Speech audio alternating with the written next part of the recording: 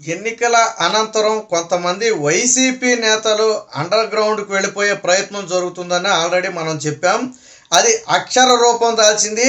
ఎవరైతే మనం ముఖ్యంగా గతంలో తెలుగుదేశం పార్టీని కానివ్వండి, చంద్రబాబు లోకేష్తో పాటు భువనేశ్వర్ గారిని ఎవరైతే అత్యంత హీనంగా విమర్శించారో ముందు వాళ్లే తప్పుకునే ప్రయత్నం జరుగుతుంది. ఎందుకంటే వాళ్ళు ఓడిపోవడమే కాకుండా వైసీపీ పార్టీ అత్యంత దారుణంగా ఓడిపోతుంది. ఈ విషయం మనందరికీ తెలుసు. సో ఇప్పుడు వల్లభనేని వంశీ అయితే ప్రస్తుతానికి డల్లాస్ పారిపోయినట్టుగా మనకి తెలుస్తుంది. సోషల్ మీడియాలో ఇప్పుడు నేను చూపిస్తున్నటువంటి ఈ ఫోటో ఏదైతే ఉందో ఈ ఫోటో అయితే సోషల్ మీడియాలో వైరల్గా మారింది. మరి నిన్న వెళ్ళాడా, మొన్న వెళ్ళాడా, ఎప్పుడు వెళ్ళాడా అనేది మనకైతే తెలియదు. ఆల్రెడీ నిన్న మాట్లాడుకున్నాం. వల్లభనేని వంశీ ఏంటి అండర్ గ్రౌండ్లో గెలిపోయాడా, కనీసం ఎక్కడా కనపడటం లేదని చెప్పి మనం ఆల్రెడీ మాట్లాడుకున్నాం. సో అసలు మ్యాటర్ ఏంటయ్యా అంటే ఇదిగో ఈ విధంగా డల్లాస్ అయితే పారిపోయినట్టుగా ఇదిగో దీన్ని బట్టి అయితే మనకి ఈ ఫోటోని బట్టి అయితే మనకి అర్థమవుతుంది. సో ఇప్పుడు సోషల్ మీడియాలో ఇదే వైరల్గా మారింది. సో అంటే ఫలితాలు రాకముందే డల్లాస్ పారిపోయాడనే వార్త అయితే హల్చల్ చేస్తుంది. సరే, వాళ్ళ అధినేత లండన్ వెళ్ళిపోయాడు అనుకుంటే అది వేరే విషయం.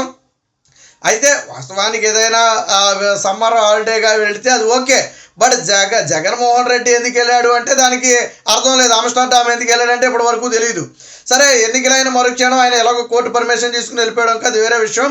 ఇప్పుడు వాళ్ళ నేతలు కూడా బహుశా వల్లభనేని వంశీ డల్లాస్ వెళ్ళాడంటే కొడాలి నాని కూడా బహుశా మొత్తానికి ఎక్కడికో చోటకైతే పారిపోయి ఉండొచ్చు అనే అనుమానాలు అయితే కలుగుతున్నాయి. గతంలో కూడా ఆల్రెడీ నారా లోకేష్ చెప్పాడు, నేను రెడ్ బుక్లో ఎవరి పేరు అయితే రాశానో వారిని ఎట్టి పరిస్థితుల్లో వదిలిపెట్టను, లీగల్గా తీసుకోవాల్సిన ప్రతి యాక్షన్ తీసుకుంటాం.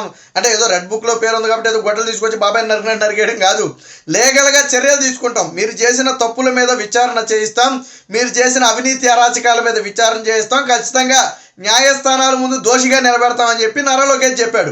అన్నట్టుగానే నారా లోకేష్ ఇప్పుడు సమరానికి కూడా సిద్ధమవుతున్నాడు. ఫలితాలు వచ్చిన వెనువెంటనే రెడ్ బుక్లో ఉన్న అధికారుల మీద కానివ్వండి, నేతల మీద కానివ్వండి ఖచ్చితంగా చర్యలు అయితే తీసుకునే దిశగా అయితే తెలుగుదేశం పార్టీ ముందుకెళ్తుంది. అందులో ఎటువంటి సందేహం లేదు. ఎందుకంటే ఇప్పుడు చంద్రబాబు గారు అభివృద్ధి మీద దృష్టి పెడితే నారా లోకేష్ కింది వ్యవహారాల మీద దృష్టి పెడతాడు, అందులో ఎటువంటి సందేహం లేదు. పార్టీ కూడా కార్యకర్తలు కూడా అదే కోరుకుంటున్నారు. ఎందుకంటే జగన్మోహన్ రెడ్డి లాంటి ఒక అరాచక శక్తిని ఎదుర్కొనే 5 ఏళ్ల పాటు ప్రాణాలకు తెగించి ఎంతోమంది ప్రాణాలను పోగొట్టుకుని కుటుంబాలన్నీ కూడా రోడ్డును పడినా కానీ పసుపు జెండా పట్టుకునేందుకు మోసారు అంటే రేపటి రోజున ప్రభుత్వం మారిన తర్వాత అందరికీ బుద్ధి చెప్తారని ఒక ఉద్దేశంతో. సో కాబట్టి తెలుగుదేశం పార్టీ ఆ దిశగా వెళ్తుందంటే ఎటువంటి సందేహం లేదు. భువనేశ్వరి గారిని అసెంబ్లీ సాక్షిగా అవమానించినటువంటి వ్యక్తి ఈ గన్నవరం పశువుల డాక్టర్. వాస్తవానికి డాక్టర్ వంశీ అంటారు. డాక్టర్ అంటే పశువుల డాక్టర్ అన్నమాట. సో అంటే పశువులు కనీసం మొగ జీవాలకైనా కొద్దో గొప్ప విశ్వాసం ఉంటుంది, ఆ గడ్డి తిని పాలిస్తాయి. కానీ ఆ విశ్వాసం కూడా లేకుండా తెలుగుదేశం పార్టీలో పుట్టి తెలుగుదేశం పార్టీలో పెరిగి ఆపేక్షతో ఈరోజు ఈ స్థాయికి వచ్చిన వల్లభనేని వంశీ అత్యంత నీచంగా దారుణంగా భువనేశ్వరి గారి గురించి నిండు అసెంబ్లీలో మాట్లాడితే చంద్రబాబు గారు కూడా దుఃఖాన్ని ఆపుకోలేకపోయారు. అంటే అంత నీచమైన వ్యక్తులు ఈ వ్యక్తులు. సో మరి ఫలితం అనుభవించకుండా పోతారో, ఎక్కడికి పోతారో? మొన్న ఎన్నికల సమయం చూడండి, తీవ్ర అస్వస్థతకు లోనాడు. నామినేషన్ వెళ్ళే క్రమంలో ఎండదెబ్బకి వడదెబ్బ వచ్చి పోతాడేమో కాసేపట్లో అన్న స్థాయిలో నీరసించిపోయాడు.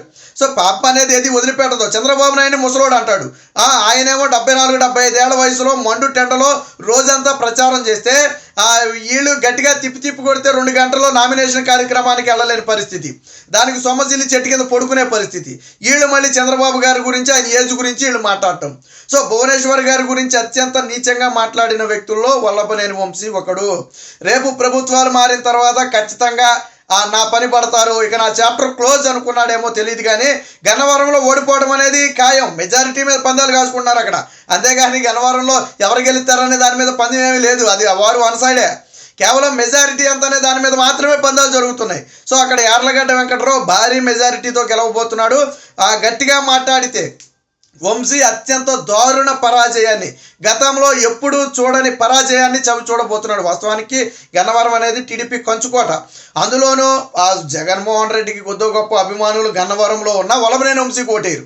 ఎందుకంటే భువనేశ్వర్ గారిని, చంద్రబాబు గారిని అనరాని మాటలు అంటే వాళ్ళు కూడా సైకిన్స్లా రాజకీయాన్ని రాజకీయంగా చూస్తారు తప్ప వ్యక్తిగతంగా మాట్లాడితే ఎవరో ఊరుకోరు. కాబట్టి వైసీపీ మీద అభిమానం ఉన్న వల్లభనేని వంశీకి టికెట్ ఇవ్వడం వల్ల అక్కడ మేము ఓటేయం. ఖచ్చితంగా ఆయన మాట్లాడిన పద్ధతి కరెక్ట్ కాదు, ఒక కుటుంబాన్ని అత్యంత నీచంగా దారుణంగా విమర్శించాడు అని చెప్పి చాలామంది చెప్పే పరిస్థితి. సో అలా అంటే సొంత పార్టీలోనే వ్యతిరేకత ఆ స్థాయిలో ఉందంటే ఎంత దారుణ పరాజయాన్ని చవిచూడబోతున్నాడు అనేది మనకు అర్థమవుతున్న విషయం. ఇప్పుడు తాజాగా ముందు జాగ్రత్త చర్యల్లో భాగంగా ఫలితాల్లో ఓడిపోతాడని తెలుసు కాబట్టి ముందుగానే ఆ డల్లాస్ అయితే పారిపోయినట్టుగా అయితే అనుమానం కలుగుతుంది. నాకు తెలిసి ఆ రిజల్ట్ వచ్చిన తరువాత కూడా రాకపోవచ్చు. జగన్మోహన్ రెడ్డి వస్తాడో రాడో మనకైతే తెలియదు, కానీ వల్లభనేని వంశీ అయితే రాకపోవచ్చు. ఎందుకంటే ఫలితాలు వచ్చిన వెంటనే ముందు శిక్ష అనుభవించాల్సింది ఎవరయ్యా అంటే వల్లభనేని వంశీయే. హిట్ లిస్ట్లో మొదటి వ్యక్తి వల్లభనేని వంశీయే. ఎందుకంటే ఆ రోజు చేసినటువంటి చేష్టలు అవి. టీడీపీ నేతల మీద, కార్యకర్తల మీద గన్నవరంలో చేయని దాడంటూ లేదు. చంద్రబాబు గారిని, భువనేశ్వర్ గారిని అన్నని మాటంటూ లేదు. చివరికి వ్యక్తిగత జీవితాల మీద కూడా విమర్శలు చేసి అత్యంత దారుణ విమర్శలను ఎదుర్కొన్నటువంటి వ్యక్తి వల్లభనేని వంశీ. ఈ దెబ్బతో మొత్తానికి ఓటమి భయం దెబ్బతో రాష్ట్రం వదిలి ఆ డల్లాస్ అయితే పారిపోయినట్టుగా తెలుస్తుంది. ఇప్పుడు ఆ సోషల్ మీడియాలో చక్కర్లు కొడుతున్న ఫోటో ఇదే. మనకి ఇక్కడ ఫోటోలో చూడొచ్చు, ఒక సైడ్ నుంచి తీశారు, మధ్యలో మనుషులు అయితే అడ్డం ఉన్నారు. ఈ ఫోటో ఇప్పుడు తాజాగా డల్లాస్లో ఉన్నప్పుడు తీసినటువంటి ఫోటో అని చెప్పి ఆ సోషల్ మీడియాలో అయితే వైరల్ అవుతుంది. నిజమే అవ్వచ్చు, ఎందుకంటే ఆయన ప్రస్తుతానికి అండర్ గ్రౌండ్లో ఉన్నాడు, ఎక్కడ కనపట్ల. ఆల్రెడీ నిన్నే మాట్లాడుకున్నాం మనం, డల్లాస్ వెళ్ళాడనే విషయం తెలియకముందే వల్లభనేని వంశీ, కొడాలి నాని ఏంటి సైలెంట్ అయిపోయారు, ఏంటి విషయం అని చెప్పి ఆల్రెడీ మనం మాట్లాడుకున్నట్టుగానే ఇప్పుడు ఆ డల్లాస్ అయితే పారిపోయాడు. అందుకనే మనకి ఎక్కడా కూడా ఆ కంటికి కనపట్లేదు. బహుశా రిజల్ట్ వచ్చేదాకా కూడా నేను ఇక్కడ ఉండటం మంచిది కాదేమో, ఏ క్షణం ఏం జరుగుద్దో అని భయం వేసి డల్లాస్ అయితే పారిపోయి ఉండొచ్చని టీడీపీ శ్రేణులు అయితే అంచనా వేస్తున్నాయి. మొత్తానిగా ఒక్కొక్క వైసీపీ నేత రాష్ట్రం వదిలి పారిపోతున్నారు అని చెప్పి ఈరోజు పశువుల డాక్టర్ వల్లభనేని వంశీ పారిపోవడాన్ని బట్టి అర్థమవుతుంది.